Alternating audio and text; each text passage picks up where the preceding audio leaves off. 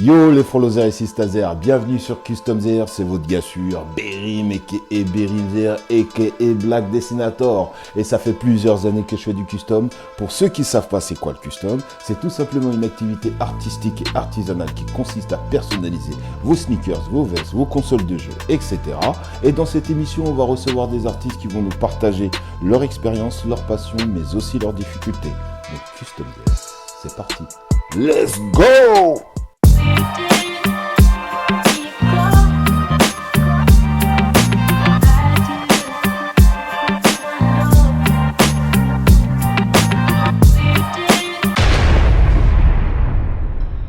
Yo les amis, aujourd'hui je suis en compagnie d'une artiste extrêmement talentueuse et elle s'appelle J.R. Broche. Comment vas-tu? Très bien et toi? Ça va, tranquille. Est-ce que tu peux te présenter pour ceux qui ne te connaissent pas? Je m'appelle Jessica, j'ai 34 ans et je fais de la peinture, notamment de l'aérographie. Donc je vous ai ramené le petit engin, l'aérographe, oui. pour vous expliquer un petit peu comment ça fonctionne. Donc à l'intérieur vous avez une aiguille, ici je vais mettre ma peinture, ici je suis relié à un compresseur d'air et avec la gâchette je vaporise du coup la peinture. D'accord, donc tu fais exclusivement du travail avec l'aérographe. On dit aérographe ou bien airbrush? Alors en anglais airbrush, Ouais. mais sinon non, c'est un aérographe et du D'accord. coup je fais on va dire 90% de ma peinture à l'aérographe. Je vais faire des fois les fonds au pinceau, mais sinon les motifs, enfin vraiment je fais tout à l'aérographe. Est-ce que tu peux nous expliquer comment t'es venue en fait cette passion pour l'aérographe? Parce que faut être passionné quand même pour l'appliquer. J'en connais un petit peu un rayon, mais la façon dont tu l'utilises, c'est quand même assez impressionnant, avec un travail vraiment magnifique et très qualitatif. Et comment en fait ça t'est venu en fait cette passion? Alors j'ai toujours dessiné depuis que je suis toute petite et arrivé vers mes 15 ans, en fait, mon père est motard, donc il m'a aussi donné la passion de la moto. Et il m'emmenait tous les week-ends sur des rassemblements, Harley-Davidson, etc. Et un jour sur un des rassemblements, il y avait un monsieur qui customisait une Harley avec l'aérographe. Et du coup je me suis dit que ça pourrait être cool d'essayer, donc mon père m'a soutenue et a été m'acheter tout le matériel et du coup depuis que j'ai 15 ans je fais ça. Donc j'ai fait vraiment en autodidacte. Ah d'accord. J'ai regardé beaucoup de vidéos, des tutos pour un petit peu m'aider. J'ai un petit peu galéré aussi, Parce que, surtout dans les débuts, mais voilà, moi, à force bien. de persévérer et puis parce que je suis passionnée tout simplement, ça s'est développé. Arrivé à peu près à mes 25 ans, j'ai été sélectionnée pour participer à un salon d'aérographie, donc le seul qui existe en France, qui se trouve à Thionville.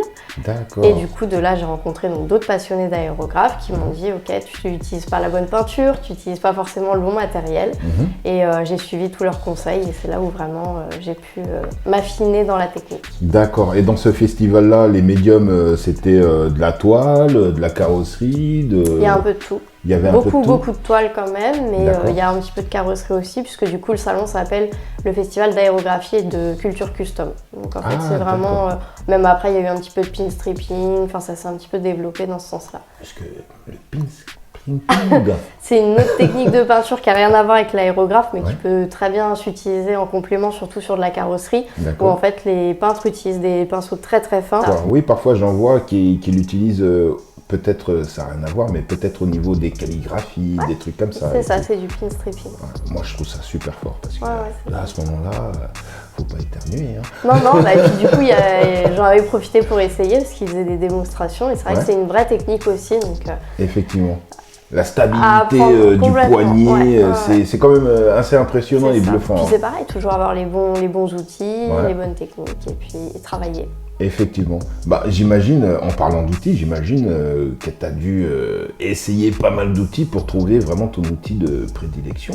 Et ça a été difficile à trouver ça? Ou bien tu as vraiment écouté les conseils comme on a dit et tu les as appliqués tout de suite? Ou bien tu as essayé de chercher par toi-même? Alors j'ai commencé avec un aérographe qui n'était pas très minutieux puisque c'était le premier, que c'est quand même un outil qui coûte cher et que j'avais 15 ans. Donc forcément, mon père n'allait pas non plus investir dans quelque chose de trop quali. Donc j'ai essayé avec quelque chose assez grossier. Et puis avec le fameux salon, on m'a dit non mais il existe des choses quand même plus minutieuses. Et c'est là où je me suis vraiment procuré le bon matériel. Donc après, c'est vrai que sur l'aérographe, là où on va travailler travailler, le principal, ça va être la buse. Et selon la taille qu'elle fait, on peut travailler des choses différentes. C'est-à-dire que quand je veux travailler un fond, je vais travailler en 0,4 ou 0,5, ou même les fois où j'ai customisé des murs dans des chambres, etc. 0,4, 0,5, ça permet d'avoir quand même un plus grand jet. Voilà, un jet un peu plus large. Mais ici, on peut aller jusqu'à 0,2 ou 0,18 selon les aérographes pour avoir une bonne finition. Donc celui que j'ai ramené, on est en 0,2. Mais celui que j'ai à la maison, j'en ai plusieurs, forcément, je vais jusqu'à 0,18. Ah oui, quand même. Donc ça nous fait des tracés assez fins et même quasiment de l'épaisseur d'un trait de pinceau. Moins qu'un trait de pinceau. Moins qu'un trait de pinceau. On est plus fin qu'avec un trait de pinceau. Ah ouais, c'est quand même assez impressionnant. Mais là, tu nous parlais de la buse parce qu'on est rentré un peu dans des domaines un petit peu techniques. Est-ce que tu peux nous montrer un petit peu à quoi ça ressemble? Je vais démonter un peu. Donc la buse, c'est ce qu'on a au bout. C'est le trou que tu vas avoir ici. Voilà, je vais le montrer. Je sais pas si on va bien le voir. Voilà, en fait, la buse, comme Jessica nous dit, ça va être le trou que vous voyez.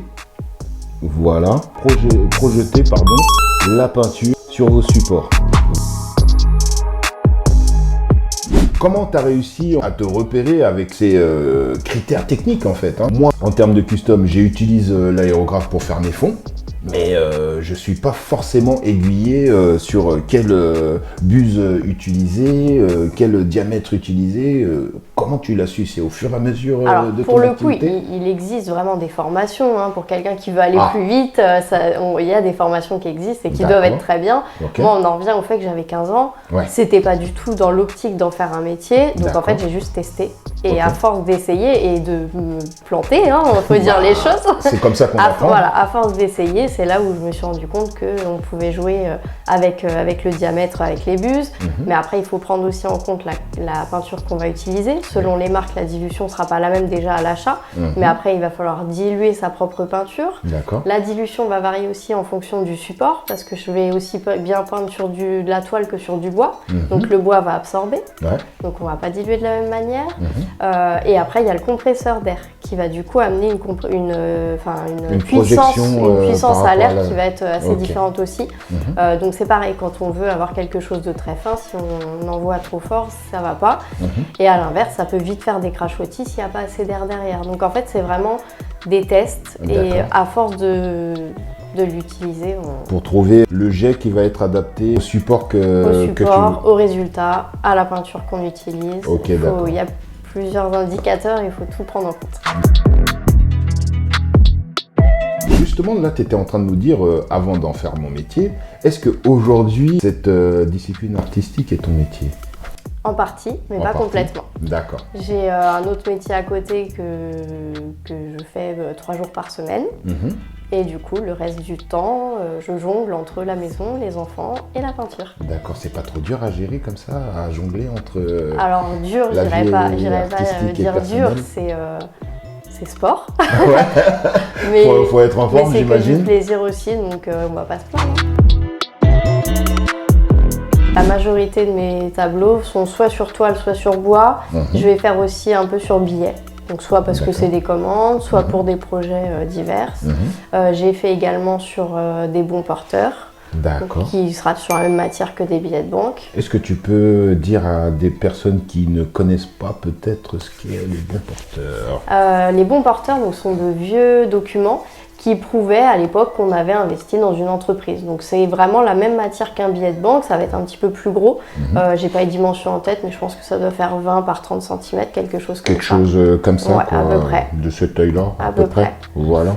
Et du coup voilà, je fais aussi de la customisation sur ce type de support.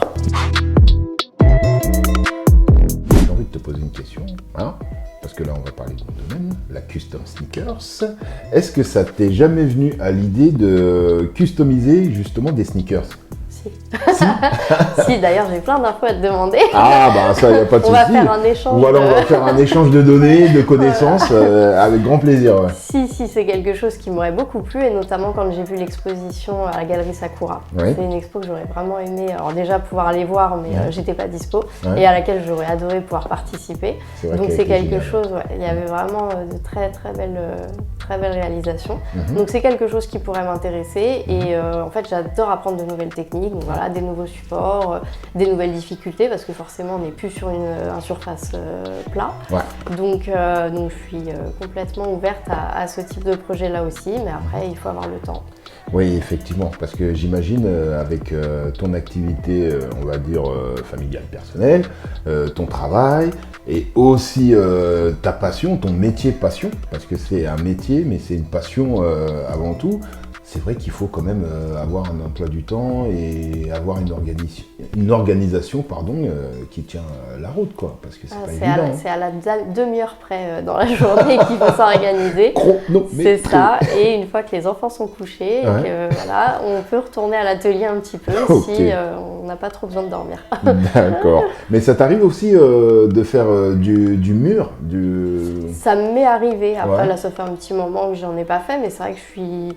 Voilà, comme je disais, moi j'aime bien découvrir plusieurs techniques et du coup, voilà, j'ai eu des demandes, j'en ai fait 3 ou 4. Quand j'ai la demande, oui, pourquoi pas. Après, je reste quand même sur ce que j'aime faire en termes de réalisation, projet, de projet et de support. Par exemple, je vais pas faire du tout de paysage. Non, c'est vraiment quelque chose qui m'attire pas et je pense qu'on n'est pas forcément bon dans ce qu'on n'aime pas faire. C'est vrai. Donc je pense que j'ai déjà un panel assez large. Je fais aussi bien du portrait, beaucoup de voitures, des animaux. Donc voilà, je reste là-dessus. En regardant ton compte Instagram, suivez son compte Instagram d'ailleurs. Si vous ne le faites pas, vous n'aimez pas l'art. Voilà. J'ai vu, il y avait beaucoup de fois McQueen qui revenait comme ça, le symbole de Porsche. C'est peut-être dû, parce qu'on en avait parlé en aparté, c'est peut-être dû au fait de ta passion pour la vitesse, la voiture. Je pense. Parce que tu m'as dit que tu étais motarde aussi. Voilà. Alors c'est vrai que du coup, en fait, j'allie toutes mes passions, c'est juste formidable. Donc je suis passionnée de moto, de voiture, et du coup, je pense que ça s'est fait naturellement en fait, où je me suis retrouvée sur des circuits. Au départ, c'était plus un ami qui avait une photo de lui en moto, il voulait que je lui fasse la peinture. Donc du coup, j'ai réalisé. Et en fait, au fur et à mesure, je me suis un petit peu plus spécialisée là-dedans. Et aujourd'hui, ça m'a permis l'année dernière d'exposer pendant le mondial automobile, où j'ai fait de la démonstration d'aérographie aussi. Génial. Sur le stand où il y avait toutes les voitures Ferrari. Ah ouais. Ouais, c'était sympa. Sympa. Hein. Et puis à côté de ça, je vais aussi beaucoup faire de démos pendant des soirées privées, des lancements de voitures. J'ai fait une soirée alpine. D'accord. Ah bah franchement c'est génial. Parce que là ce que je vois, tu peux être que comblé parce que ça allie tes deux passions. C'est ça. Aussi bien l'automobile, la moto et voilà l'art. Donc là, tout bénef. Ouais, c'est vrai. C'est vrai. Est-ce que tu as des projets actuels que tu aimerais échanger avec nous ? Alors là pour le moment je croule un peu sous les commandes de Noël, donc je te gâche pas qu'il n'y a pas forcément de nouveaux projets en vue. Là je laisse vraiment passer fin 2023. D'accord. Et puis je vais commencer à un petit peu à voir sur tout ce qui est exposition. Je sais qu'il y a le Crazy Racer qui va avoir lieu, donc je pense que j'y serai. Et puis voilà, plusieurs petites démos pendant des rassemblements voitures et certainement des expositions d'art. D'accord. Et le Crazy Racer, c'est...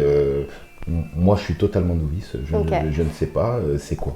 C'est un rassemblement autour des voitures. Et pour le coup, c'est un rassemblement qui regroupe tout type de voitures. Il y a aussi bien de la sportive, des voitures anciennes, il y a vraiment de tout. Et du coup, alors j'ai plus l'adresse exacte en tête, mais je pourrais te la donner. Oui. mais c'est sur 2 jours et franchement, il y a vraiment de très très jolies voitures. Donc ça réunit vraiment tous les passionnés d'automobile. Sur l'automobile. Après, plus côté uniquement art, je fais partie d'un groupe associatif qui s'appelle Unicart. Donc on est maintenant, je crois qu'on est une quinzaine d'artistes et du coup, on essaie de faire une exposition collective au moins une fois par an. Donc ça, c'est sur la France. Là, on a fait Paris principalement, mais oui, sinon, on vient un petit peu des 4 coins de la France et du coup, c'est super sympa parce que ça permet de découvrir plein d'arts différents. Ah en tout cas, c'est génial. Là, ça fait partie aussi de tes projets, on va dire, futurs. Hein. C'est ça. C'est bien ça. Merci en tout cas de nous avoir partagé ta passion sur l'aérographe et je pense que tu vas nous en dire un peu plus dans un tuto peut-être. C'est possible. C'est possible en préparation parce que je sais que ce tutoriel vous l'attendez avec impatience. Hein. Donc, merci en tout cas d'avoir partagé cette expérience. Qu'est-ce qu'on peut te souhaiter pour l'avenir? Ça continue comme ça, de belles rencontres encore et voilà, plein d'expos parce que c'est là où on peut vraiment le plus échanger avec tout le monde, même si les réseaux sociaux on adore, mais quand même, hein, ça vaut pas une vraie rencontre. Exactement, ça c'est un peu la limite des réseaux sociaux. C'est ça. D'accord, ben merci beaucoup Jessica. Merci à toi. Et j'attends tes cours. Avec plaisir. On se check, merci. Yes. Yo les frolosers et sistazers, qu'est-ce qu'on va faire aujourd'hui? Pourquoi pas un making-of sur une PS5? Je tiens à prévenir que cette séquence sera consacrée uniquement à la réalisation. Donc tout ce qui va concerner les tips pour la réalisation sur une PS5 ou bien d'autres consoles vont être disponibles dans des prochaines vidéos. Revenons à la réalisation, et là comme vous avez pu le voir, vous avez deviné sur quel thème on va partir. Donc, je me tais.